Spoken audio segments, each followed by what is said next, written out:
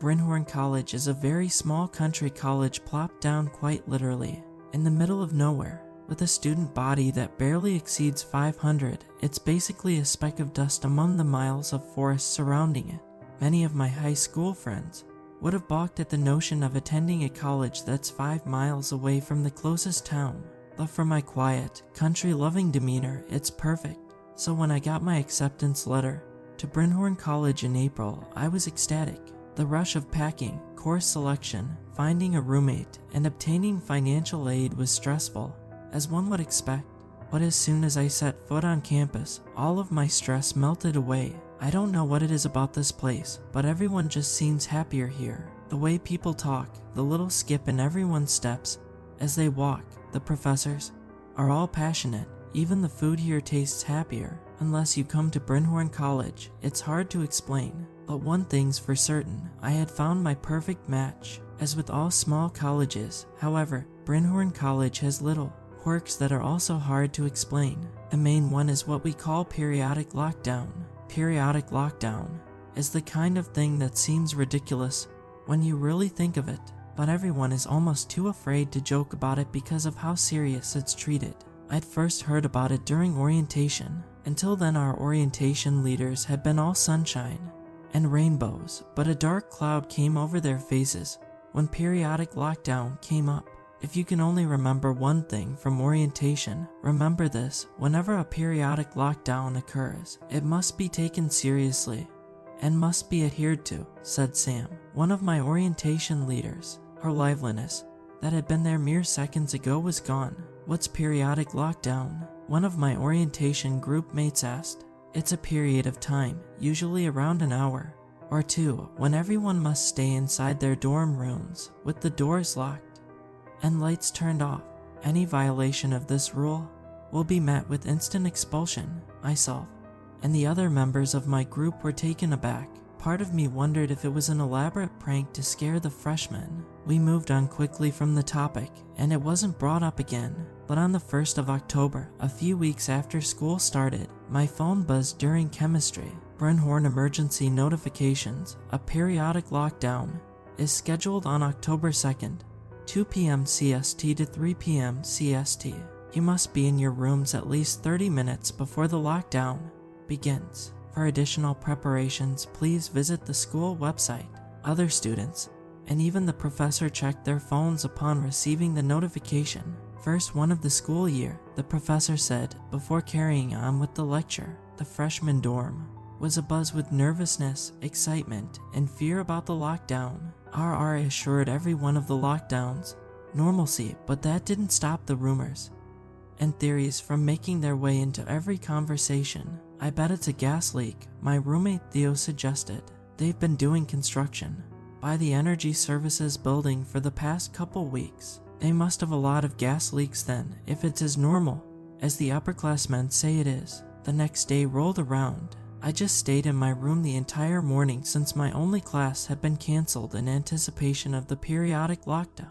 Following the school website, Theo and I did all the necessary procedures. We took out the trash, closed the blinds, locked the front door, filled our room's sink with water as an emergency water supply, and turned off all non-essential electric appliances. As it got closer and closer to 2, the hall grew quieter as people ended their conversations and doors slammed shut. As ridiculous as the whole endeavor was, no one wanted to risk being the one caught outside.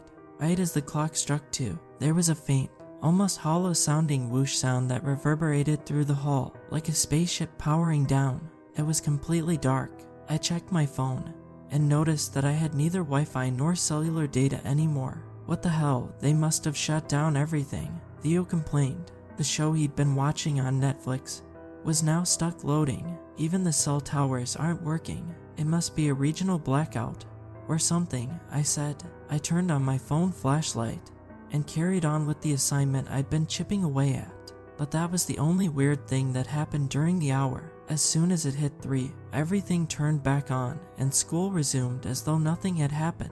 Periodic lockdowns are always a bit unsettling when they happen, but I've come to accept them as just one of those weird things that colleges sometimes do. They aren't often, maybe once or twice a month at most, and never longer than a couple hours. Occasionally a class or test is missed as a result of a lockdown, but professors were always prepared with online lecture videos and make-up testing dates. My first year of college passed by rather uneventfully, and it seemed as though the second year would be the same.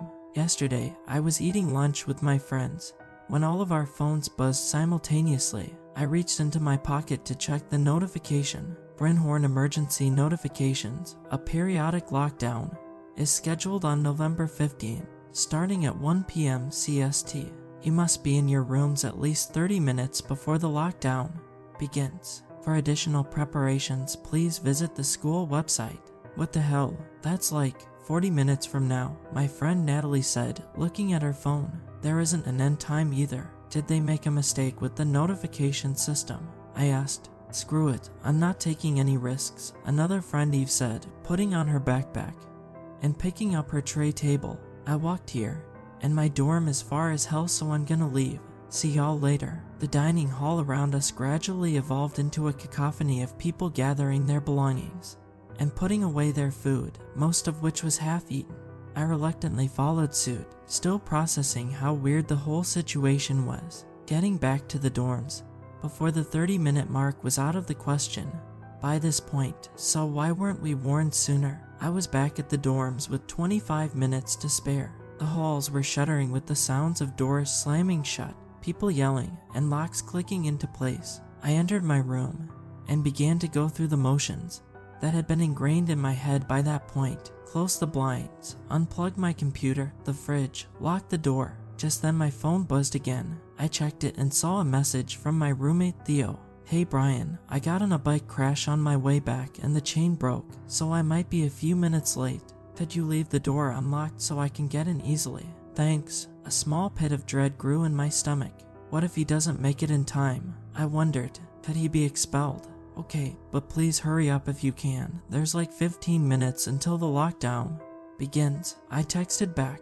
A minute later, Theo texted me again. It's all good, man. There's no way they'd punish someone after springing it up on us like that, lol. I tried to distract myself from the gnawing pit in my stomach by studying for my chemistry quiz, which I didn't even know would happen. Or not. The hallway gradually got quieter, and I began to convince myself that everything would be okay. My phone buzzed again. My card isn't working for some reason. Could you come open the front door for me? The next thing I knew, it was pitch black, and a hollow whoosh echoed throughout the dorm. Periodic lockdown had begun, and my roommate was still outside. Damn, I muttered. They must have turned off the front door's card reader as part of the lockdown. What happens to Theo now? Does he just have to wait outside until the lockdown ends? I thought about leaving my room to go open the door for him. Maybe no one will notice us if he gets inside fast enough. But what if we're both caught? Why risk getting myself into trouble when I'm safe right now? Not to mention, who knows what the periodic lockdown is for? Maybe there's some kind of animal outside that could be dangerous. But then isn't Theo in danger? What if whatever's out there gets him? My head swam. I turned my phone back on and tapped my browser app, which was thankfully already open to the periodic lockdown information website. I scrolled through the FAQ section and found what I was looking for. Question: what should I do if someone else is out of their room during periodic lockdown? Answer: remain in your room no matter what and keep the door locked. If someone knocks, don't answer the door. Don't let them in. My eyes fixated on the last few words. Don't let them in. That's when the feeling in my stomach went from gnawing to nauseating. My roommate didn't make it back in time, and now I'm supposed to make sure he doesn't make it back at all. And I don't even know when this will all be over. I played some games on my computer, occasionally checking the clock. 1 hour passed, then 2. A small part of me hoped the lockdown would end by the usual time, but I should have known by now that this was an unusual lockdown. With the remaining time uncertain, I turned off my computer to save battery and sat in the darkness, thoughts consuming my brain. Even the faint slivers of light that crept from the blinds were waning. I didn't dare open them. I checked my phone. 5:16. The previous longest lockdown was less than half this time. I drank the rest of my water and went to refill it at the sink, feeling my way through the pitch black room. Then I shot down my veins as I remembered the last step of lockdown preparation, something I had forgotten about in my haste. The sink. Praying for a miracle, I turned on the faucet. Nothing came out. Panic started to fill me. This must be why they had us fill the sink. Okay, no water. Damn. How long can a human survive without water again? Is there any water left in the pipes? I tried to get the water running multiple times, to no avail. There's no way they'd keep us in lockdown long enough for us to die from thirst. Right. Time marched on. Soon it was late afternoon, then evening, then night. Not that I could tell from the window anyway. It had gotten completely dark before 5. Whatever was happening defied the normal day-night cycle. At around 7 I ate one of my frozen meals from the fridge for dinner. In the absence of a working microwave, I had to leave it out on my desk for a while to thaw. Nothing like slightly below room temperature Thai noodle soup to hit the spot.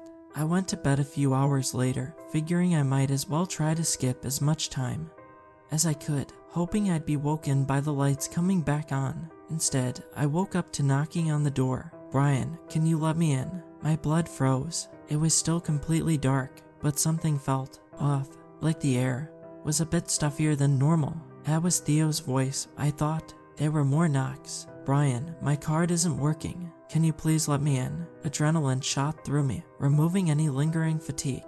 I tapped my phone screen. 3:06. Damn, I've been in lockdown for over 14 hours. I was jolted back by more pounding. "Brian, can you let me in?" Mind racing, I turned on my phone flashlight and scanned the room to see if anything was different. A light, while initially blinding, was a welcome reprieve from the previous 12 hours of darkness. There wasn't anything unusual in the room, but that didn't shake the feeling that something had changed. I slid off my bed and began making my way to the door. I didn't have a plan for what to do. I only knew that I was terrified. The voice came again, louder now that I was closer. "Brian, my card isn't working. Can you please let me in?" I pressed an eye against the peephole.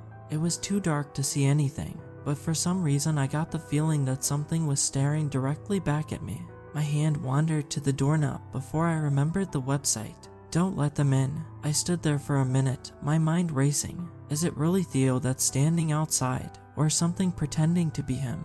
"What happened to your bike yesterday?" I asked, my voice hoarse with neglect and dehydration. Silence. Part of me wondered if Theo, or whoever was at the door, had left, but that was quickly quelled. "Brian, can you let me in?" More pounding. The door seemed to shake more than before, the doorknob vibrating ominously in my hand. "What happened to your bike yesterday, Theo?" I asked again, louder. "Can you hear me?" More silence. Clearly, whoever was on the other end couldn't hear me for some reason, or just wasn't responding. Shook by the whole situation, I felt my way back to my bed and tried to rest. Getting more sleep was hopeless by that point. Theo was relentless, knocking at the door every couple minutes or so. Sometimes I'd get a 10-minute break, other times there would be non-stop pounding for a minute straight or longer. But every single time the thing switched between the same 2 sentences, with the exact same intonation and inflection, almost like a recording played on loop.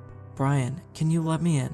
And "Brian, my card isn't working. Can you please let me in?" became etched into my brain. For all I knew, the school was stuck in hell, and I was being tormented by a demon who thought it would be funny to imitate my less fortunate roommate. I began to cry. Less than 24 hours ago, I was a normal college student, stressed out by normal college things like friendship drama and chemistry tests. Now I was stuck in the dark with no water, no roommate, and no hope of escaping anytime soon. I began to think of my family, wondering if they knew what was happening.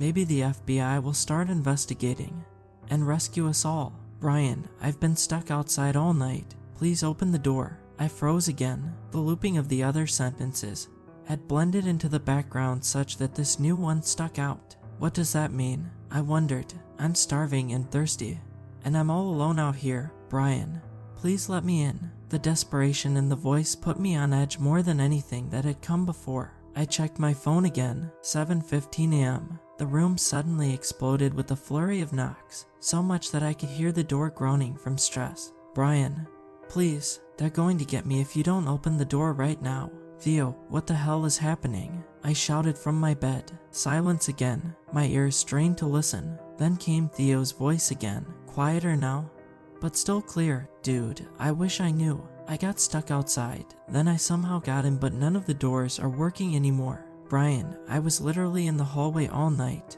It's so dark out here, and I think there's something out here with me. What's out there, Theo? Are you okay? I slid off my bed again to head to the door. I don't know, but I'm scared, Theo shouted. Then came muffled, almost inaudible sobbing sounds. I just want this to be over. I just want to be. Theo, I'm coming, I said, my heart wrenching, my cheeks still wet with tears. But fear lingered in me. I'll open the door, Theo, promise. You just need to answer one question, alright? Theo sniffled. Okay, what's the question? What happened to your bike yesterday? Silence again, and more of it this time. I stood by the door, heart beating out of my chest, as the minutes ticked by. 5 minutes, then 10. This is the longest it's been quiet so far, I thought. Why is Theo taking so long to respond? Then, just as I was about to retreat to bed, can you please just open the door? Brian, answer the question. Theo, I said, my voice shaking. Please, let me in. Theo's voice sounded almost robotic now. I began to back away. You're not Theo. You can't remember what happened to him.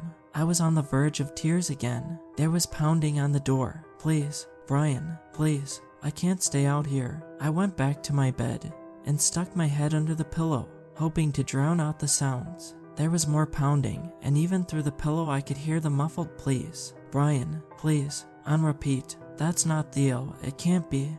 He'd remember, right? But then my mind wandered back to the pain and desperation in his voice. It felt so real. Clearly whatever was imitating him knew how to act. I must have fallen asleep eventually, because the next thing I knew, it was quiet and noon. Time clearly worked differently now, however, because my window was still completely dark. This was the time that I truly began to fear for my life. Lockdown had now been going on for a full day, and there was no sign of it stopping anytime soon. I'll be dead in 2 days if I don't find something to drink. I tried to think of ideas, a slight headache starting to set in from dehydration. I felt my way around the room, not daring to use my phone flashlight anymore. I reached under Theo's bed and felt something smooth and metallic. I nearly cried from joy when I realized what I had found, a full soda can. I felt around more and counted 2, 3, 4 cans of Pepsi Max soda. Thank God for Theo's sugar addiction, I said to myself. The soda might be enough to get me through an extra day or 2, but beyond that I know I will have to think of something to get myself out of here. And so I'm doing the only thing I could think of. I'm turning to the internet. Even though there is no Wi-Fi or cell service, I hope that somehow, someway, my story will get out and I will be rescued. And if you're reading this, that means it did. But there's one more thing before I'm all caught up. While I was writing this story, Theo came back again. I was hunched at my desk, typing away. My computer brightness turned to a minimum to save energy when there was a knock. Brian, came Theo's voice. Ice shot through my veins. I shouldn't say anything. He's going to try to manipulate me to open the door. I tried to focus on typing, but found it hard to do so. More knocking. Brian, please, I know you're scared. I'm sorry if I scared you, alright? I didn't move or speak. My vision blurred from adrenaline. Listen, Brian, I don't know what's happening. It's like my memory got wiped, or I don't know, but I really don't want to stay out here, please. More silence. I typed a few more words, but found that I couldn't think of more. There's something out here. I don't know where it is right now, but I hear it going from room to room sometimes, knocking on the door. It pretends to be other people, like me. I've heard it talk with my voice. My ears perked. Could that really be Theo? Could he be different from what was at the door earlier? I found a pack of water bottles. Thankfully, it should be enough for a few days. Please, Brian, I don't want to hide from that thing anymore. What happened to your bike yesterday? I asked again. Brian, I told you, something happened to my memory. It's like I can't remember anything specific from before the lockdown. Please, Brian, you need to trust me. My heart was wrenched. Never had his voice sounded as human as it did now. What if that really was Theo out there, and I had left him to fend for himself the past day and a half? The rule of not opening my door dwelled on me, but what if I actually had the chance to protect Theo? I don't know. Listen, the thing's going to come back any moment now, and I'm going to have to leave. Just, please. I know it's scary. Tears pooled up in my eyes. As much as I wanted to open the door, I had to maximize my chances. I'm sorry, Theo, I can't. Silence again. I expected the Theo thing to start repeating its lines again, but there was nothing. And then finally, a faint, almost inaudible, alright. Ever since then, I haven't heard from Theo, but I know that he will likely be back and try to get me to open the door again. If it actually was Theo outside, part of me doesn't want to know, because the pain of the guilt would be too much to bear. At the time this is being sent, it is currently November 16, 2022, 7:19 CST. I will likely have 3 more days. If you're reading this before then, there may still be a chance. Please, do what you can to end the periodic lockdown at Brynhorn College.